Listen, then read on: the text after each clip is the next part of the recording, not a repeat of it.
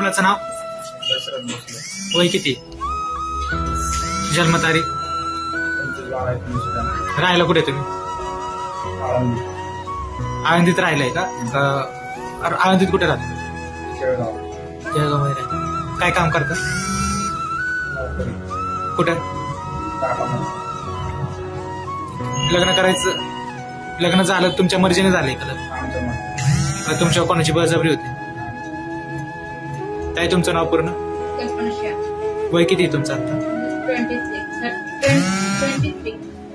जन्मतारीख? 2/1999. कुठे राहिलाय तुम्ही? पुण्यामध्ये. आळंदीला कशाला आले होते?